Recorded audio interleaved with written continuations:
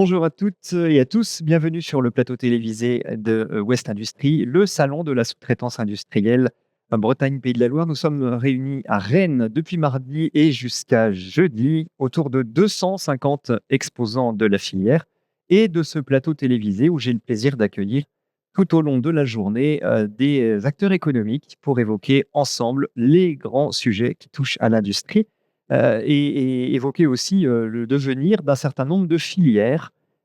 La filière électronique, par exemple, c'est celle qui nous réunit avec mes deux intervenants de cette séquence, l'électronique Made in France et même Made in Bretagne. Vous allez voir, découvrir ou redécouvrir, pour ceux qui le savent, que c'est une industrie qui est fortement présente sur ce territoire.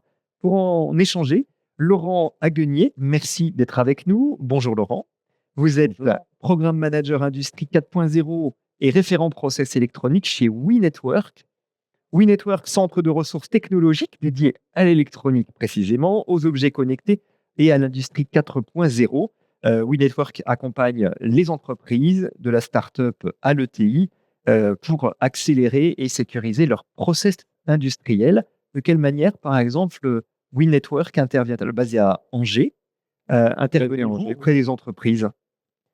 Alors, nous sommes un centre, à la fois un centre technique et un cluster. On accompagne les entreprises pour les sécuriser sur leur parcours, pour intégrer de l'électronique et du service, à la fois côté produit et côté process. Donc, côté produit, on va chercher à accompagner les acteurs qui cherchent à intégrer du service, mais qui ne connaissent pas l'électronique, pour la façon de concevoir les produits pour, à terme, offrir ce service dans le produit. Et côté process, on parle de plus en plus de 4.0. Donc, on a tout ce parcours d'accompagnement. Dans les outils traditionnels, on connaît beaucoup les ERP, un peu plus les MES aujourd'hui, mais on va de plus en plus vers tout ce qui est communication, on va dire, des systèmes d'information vers les machines. Et toute cette partie-là est en train de s'accélérer à l'heure actuelle dans les usines. Et donc, vous intervenez effectivement auprès des entreprises sur ces sujets. Nicolas Chupin, bonjour Nicolas, directeur général d'Europrocess. C'est une entreprise créée en 1988 dont vous êtes le directeur général depuis 3 ans et demi. Vous êtes basé à Lannion, sous-traitant en câblage de cartes électroniques, 57 salariés. Donc à Lannion, je l'ai dit, votre activité elle est double, hein. Il y a je vous laisse nous en dire un petit peu plus. L'assemblage de cartes d'abord. Oui, tout à fait. Donc, 57 salariés, 7 millions d'euros. On a 2 sites. On a un site à côté de Brest et le site principal à Lannion où on a le siège social. Effectivement, on a 2 activités. L'activité historique qui est de la fabrication série, de l'assemblage de cartes électroniques où on va jusqu'au test, l'intégration et l'intégration de soit sous-ensemble, soit jusqu'au produit final. Et puis, on a une nouvelle activité qui est le prototypage rapide de cartes électroniques avec plus un canal commercial digital avec un site internet qui est dédié et qui est process-express.fr. Merci pour cette présentation. Pourquoi est-ce qu'on parle d'électronique ici ce matin à West Industrie, Laurent? Alors, la Bretagne et le Grand Ouest en général, c'est un gros territoire d'industrie. Ouais. L'électronique, elle existe depuis longtemps en France et particulièrement dans le Grand Ouest et encore plus en Bretagne. Donc, elle est présente, on veut le faire savoir, à la fois en tant que centre technique, mais surtout collectivement. Donc, c'est à ce titre qu'on a un village électronique présent sur le salon. Donc, et ça, c'est un premier point. Un point aussi excessivement important, on parle beaucoup d'IA, de data aujourd'hui, mais pour supporter toute cette partie IA, data, le socle, c'est le hardware, c'est l'électronique. Donc, il faut le faire savoir.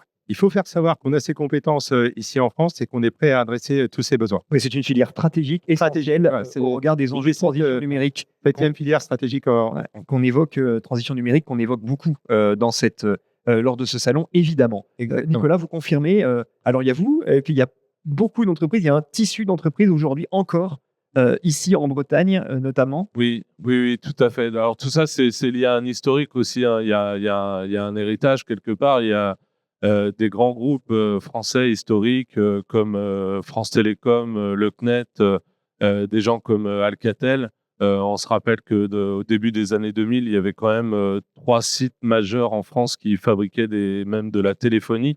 Et donc, tout ça a laissé quelque part un héritage.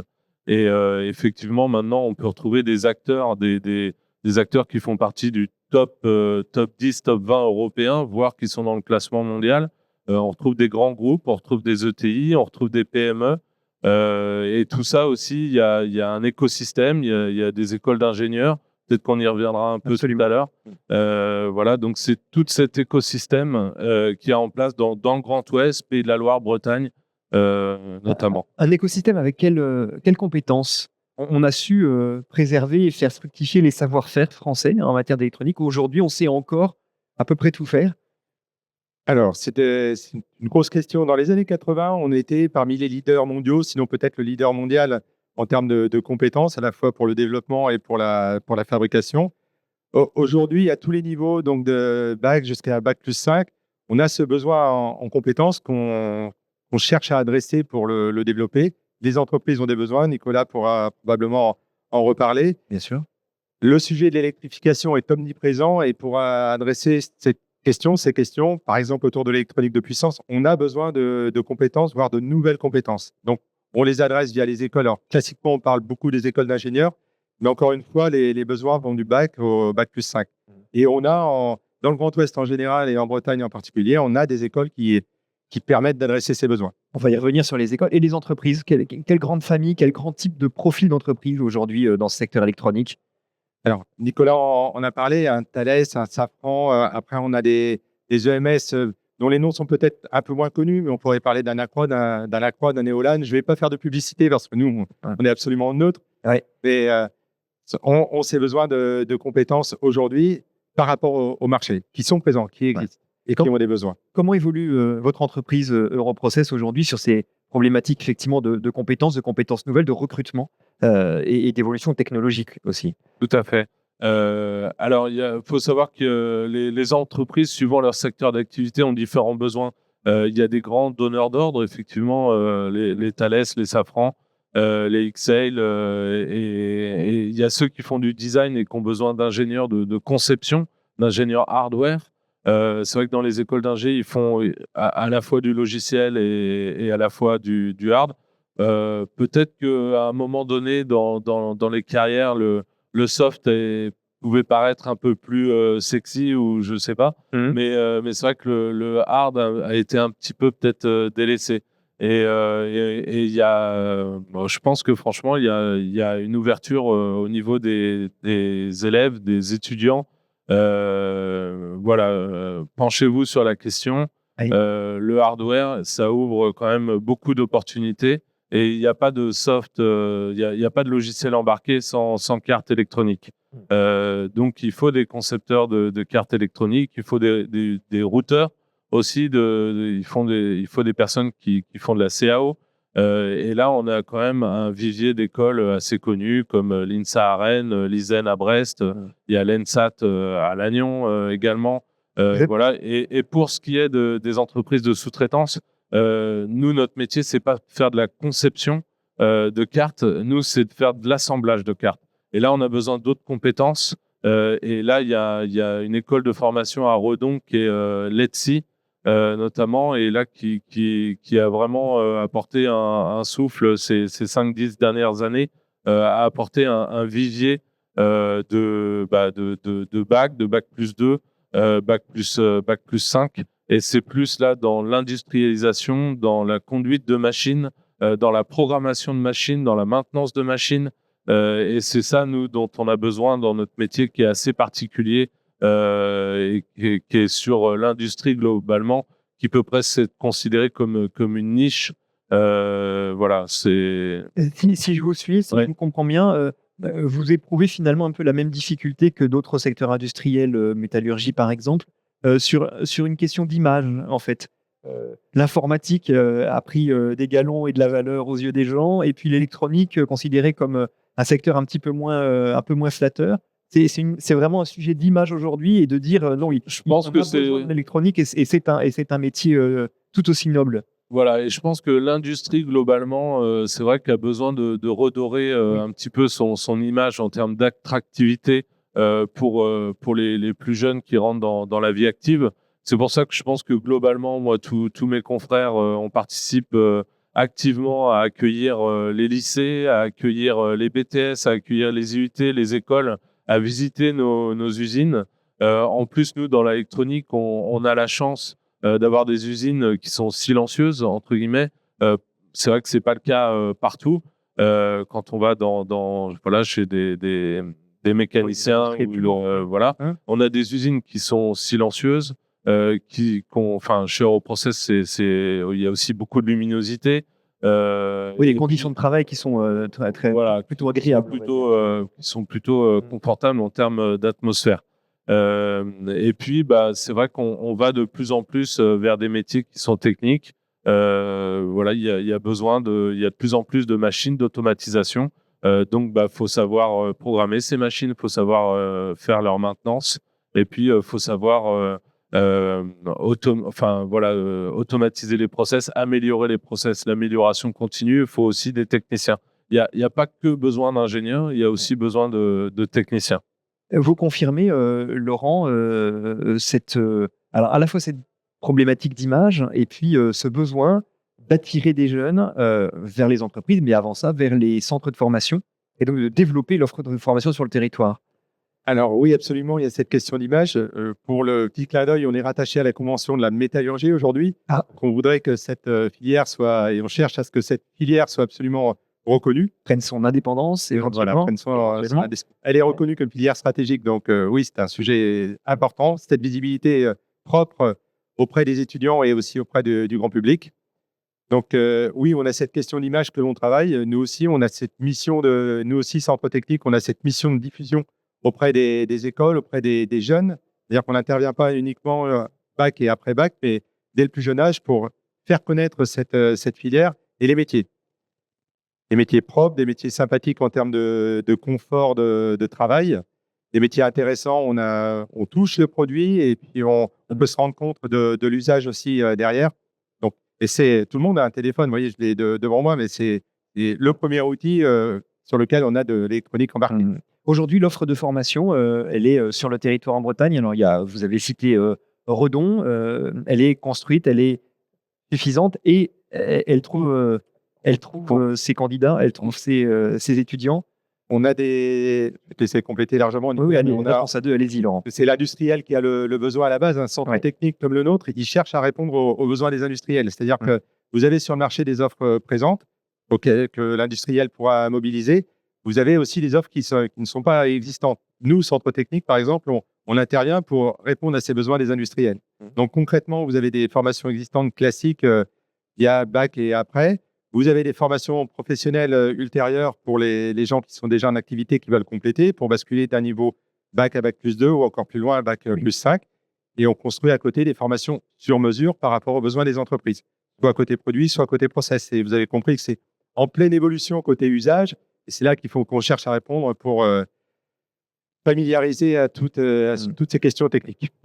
Nicolas, les entreprises doivent travailler aujourd'hui plus que jamais avec les centres de formation. Oui, et même en interne, en fait, parce que le l'ETSI à Redon, et puis il y a aussi des BTS Ciel, il y a aussi des IUT, il y a un BTS Ciel à Saint-Brieuc, il y en a un autre à Brest, il y en a sûrement d'autres aussi à Rennes, à Bréquigny, je crois qu'ils ont aussi un BTS dans ce sens-là. Mais beaucoup, et sans doute qu'ils ont raison, vont vers la maîtrise, vont vers l'école d'ingénieur. Mais dans les EMS, on n'a pas besoin que d'ingénieurs. On a aussi besoin de niveau bac, on a aussi besoin de BTS ou de techniciens qui savent conduire des lignes de production automatisées. Et ce qu'on observe, c'est que les promotions accueillent peut-être sans doute plusieurs dizaines d'élèves, mais ils sont directement absorbés par les gros donneurs d'ordre, les Thales, les Safran, les XL, en masse, etc. Concrètement, vous avez des difficultés à recruter, vous? Concrètement, nous, on est obligé de former en interne. Voilà. Donc, on consacre une bonne partie, on consacre plusieurs pourcents d'heures de travail à la formation interne. et on prend, nous, des personnes qui ont le mindset, qui ont la bonne attitude, qui ont l'envie d'apprendre et concrètement, on les forme directement à être conducteurs de ligne. Mais c'est des mois ou des années de formation. Bien sûr. Et c'est vrai que si on pouvait trouver sur le marché du travail des jeunes qui avaient appris ça en amont, ce serait encore mieux, évidemment. Mais en tout cas, on est obligé de les accompagner. Puis, il y a les conducteurs de ligne et il y a aussi tout ce qui est brasage manuel. Il ne faut pas l'oublier, même si on automatise. Et ça, je le dis aux personnes il y a des personnes qui aiment le travail manuel et on a besoin de personnes qui ont ce côté tactile et qui peuvent justement, qui aiment travailler de leurs mains et qui sont minutieux, qui sont précis et qui sont attentionnés à travailler le produit. Pour les cartes électroniques, on voit bien ce que vous évoquez. Laurent, l'électronique, métier en tension aujourd'hui? Métier en tension, je vais prendre un autre exemple qui nous met beaucoup sous tension, c'est tout ce qui est e-mobility. Donc, on parle beaucoup de l'automobile. Oui. Ces grands acteurs français, toujours présents sur le territoire, absorbent beaucoup de ressources. Ils sont en train de basculer ou ils ont déjà basculé du thermique vers l'électrique. Et tout ça en cascade fait appel à des niveaux de ressources très conséquents. On sait que le marché automobile en France est encore bien présent et fait appel à des ressources. Donc, en cascade, eux appellent beaucoup de ressources. Nicolas a cité quelques grands noms aussi autour de la défense, par exemple, autour de l'aéro, qui est à minima, on va dire, sur un palier ou encore en accélération, qui fait appel à des ressources.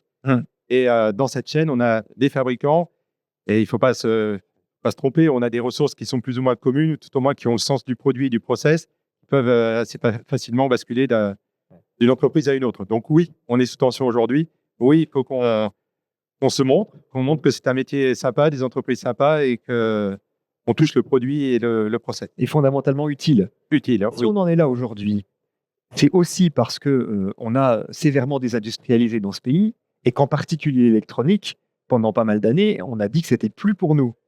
Et donc, on a un peu vidé le réservoir ici et qu'on est en train de le re-remplir, si je vous suis bien. Ça vous fait du mal quand même. C'est aussi ça l'image d'une filière qui n'existe plus dans la tête des gens dans ce pays. Laurent, oui, je le disais tout à l'heure, on était une référence, sinon la référence dans les années 80. On avait des très grandes entreprises présentes sur le territoire qui ne sont plus présentes, mais qui ont beaucoup essaimé. Aujourd'hui, elles sont de nouveau sur le devant de la scène. Je ne vais pas les citer, mais on est de nouveau contributeurs sur des grandes normes mondiales. Donc, cette reconnaissance, elle ne se fait pas comme ça en claquant des doigts. Elle se fait via des organismes internationaux qui reconnaissent le travail et qui le valident. Donc, oui, on est encore présent. Oui, on a encore cette compétence et il faut le faire savoir. Vous ramez un peu, Nicolas, pour c'est vrai qu'il y a l'image de l'électronique française. Il y a eu une perdition du savoir-faire, effectivement, parce qu'il y a, je le disais, au début des années 2000, il y avait quand même des grandes usines de fabrication de téléphonie. C'est vrai qu'on est en 2025, mais oui, il y a 25 ans, il y avait Mitsubishi à Etrel, il y avait Philips au Mans, il y avait Sagem à Fougères, il y avait Alcatel à Laval. Bon, heureusement, tout ça, c'est tout. Voilà, pour citer Sagem, Fougères, c'est devenu Safran maintenant. Heureusement, il y a des sites qui ont retrouvé des reconversions. Tous les sites n'ont pas retrouvé de reconversion. Et c'est vrai qu'il y a une perdition du savoir-faire et dont on a besoin maintenant. On parle souvent de souveraineté, surtout dans le climat actuel géopolitique. Il n'y a pas de souveraineté sans électronique hardware, très clairement. Oui. Voilà. Donc, c'est clairement un enjeu et on va y revenir dans un instant. Mais si l'électronique se reconstruit et redémarre et tourne fort, c'est parce qu'il y a des débouchés, il faut quand même le dire aussi. Oui. Votre entreprise Europrocess, 42% de votre chiffre vers le secteur industriel. Tout à fait. Et même un peu d'export. Oui. À 10% à peu près de vos chiffres qui part à l'international. On vend où aujourd'hui l'électronique bretonne? Alors, l'électronique bretonne, au niveau des secteurs d'activité, c'est vrai que c'est une majorité dans l'industrie. Nous, on est présent aussi dans le secteur du maritime, dans le secteur agricole et une petite partie, 9% dans le secteur spatial, aéro, défense. Au niveau du chiffre d'affaires, Au niveau de géographique, c'est vrai qu'on a un marché à l'export. C'est principalement aussi dû à un donneur d'ordre qui était basé en Bretagne, une filiale qui était basée en Bretagne, qui est toujours basée en Bretagne.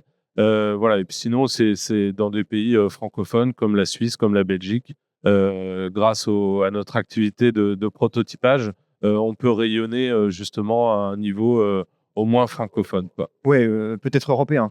Voilà, c'est ça. Peut-être Tout à fait. européen. Les débouchés, alors si cette industrie électronique est fortement historiquement implantée en Bretagne, c'est en partie parce qu'il y avait des débouchés dans l'Ouest.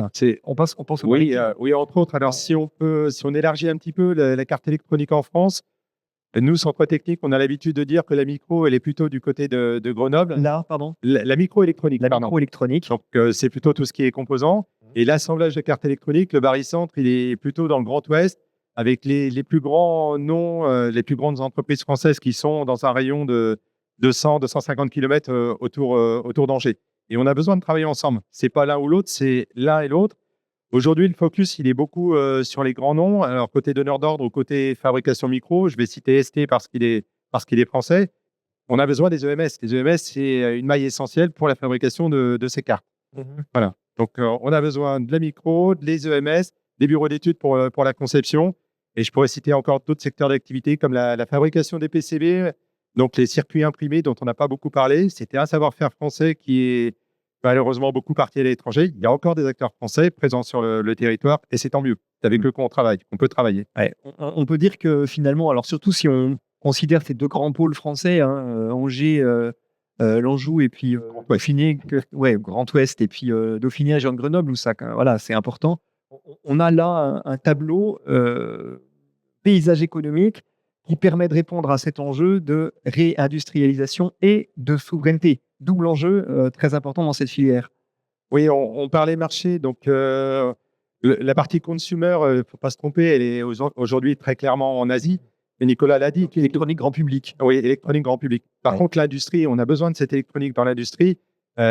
Nicolas adresse tous ces marchés-là et les industriels en ont besoin. Donc, on sait répondre à ces besoins et on sait travailler ensemble. En France aujourd'hui, chez vous en particulier, on sait répondre aux besoins de l'industrie, comme vient de le dire Laurent. Pour l'électronique grand public, c'est un petit peu plus compliqué. Oui, c'est pour l'électronique grand public, ça va pas être en ce qui concerne Europrocess, ça va pas être une cible forcément. Voilà, il y a des acteurs français qui ont des sites à l'international et qui, je pense, savent parmi les trois gros, les mastodontes français, je pense qu'ils savent absorber ces marchés-là, ces marchés consumer. Peut-être pas forcément avec un site industriel basé dans l'Hexagone. La question du coût, coût de main-d'œuvre, coût de production, compétitivité, ça reste une problématique quand même pour cette filière. Ça reste oui, pour ce qui est ça dépend des volumes. Oui. Et puis aussi, les produits consumer ont la particularité d'être assez volatiles. Et puis, voilà, c'est assez rare d'avoir un produit consumer qui est stabilisé plus de 18 mois. On le voit pour les iPhones, je crois qu'on est à l'iPhone 16. Et il y a encore 9 mois, on était à l'iPhone 15. Et l'iPhone 17, il est peut-être prévu Il va sûrement arriver. dans quelques C'est mois. très probable. Avant Noël, sûrement. Voilà. C'est Et donc, c'est vrai qu'on est peut-être un peu plus fait pour des produits qui ont une stabilité dans leur durée de vie. Et une valeur ajoutée. Et une valeur ajoutée. Une valeur ajoutée autre que purement le hardware. Ouais. L'électronique en France, sur des sujets qui sont peut-être à plus haute valeur ajoutée et sur des marchés plus stables, a véritablement un avenir. Alors, je vais prendre un petit peu le contre-pied. On a des ruptures technologiques. Alors, je ne vais pas être trop technique, mais sur les composants dits grand gap, donc autour de l'électronique de puissance, où il y a des places à prendre. Donc, le marché était relativement stable, on va dire, au niveau mondial en termes de conception produit. Avec ces composants-là, ça change des choses. Les process changent aussi et on a des places à prendre. Une des choses que l'on peut faire, c'est de travailler en collectif. Nous, on pousse énormément pour mutualiser les ressources, avancer ensemble pour répondre à ces besoins. Donc, innover, c'est un des enjeux. en travaillant ensemble. Et c'est le message que vous passez finalement aux acteurs plus de la filière. C'est plus qu'un message, ce sont des travaux concrets, opérationnels que l'on mène en collectif pour répondre à ces besoins. Innovation, collaboration. Bon, innovation, collaboration avec des sujets donc autour de l'électronique de puissance. On parle beaucoup aussi des conceptions de produits un peu plus verts, par exemple. On sait que nos circuits imprimés sont des pièces un peu pas vertes, on va dire. Donc, demain, on cherche à les reverdir. Il y a ça. Il y a cet enjeu aussi bien sûr. Transition digitale, c'est un vrai enjeu pour la filière. Et transition environnementale qu'on évoque souvent sur ce salon. Et puis pour vous, votre message final sera lequel? C'est venez dans notre filière, pensez à l'électronique, formez-vous. Voilà, c'est ça. Et surtout, ce que j'ai pu observer, c'est que il y a des jeunes de moins de 30 ans qui ont fait des écoles d'ingénieurs, et qui ne savent pas forcément qu'il y a des industriels capables de fabriquer, de les accompagner dans l'industrialisation et dans la fabrication des produits qu'ils conçoivent. Peut-être qu'ils ont des réflexes directement des fois de se tourner vers l'Asie dès la phase démarrage. Il y a des acteurs en Bretagne, dans le Grand Sud-Ouest, qui savent vous accompagner dès la phase, je dirais, cahier des charges presque. Ensuite, d'autres qui savent démarrer dès la phase industrialisation, prototypage, et qui savent vous accompagner jusqu'à la série, évidemment, et puis même au SAV, au maintien en conditions opérationnelles, etc. Voilà. Et pas seulement dans les secteurs de la défense et du spatial et de l'aéro. Une filière électronique complète qui existe avec ses centres de formation, ses entreprises, ses débouchés. C'était le message que vous avez souhaité passer ce matin. Laurent Aguenier, donc de chez WeNetwork, et Nicolas Chupin, directeur général d'Europrocess. Merci beaucoup à tous les deux. Merci à vous. Bonne journée et bon salon.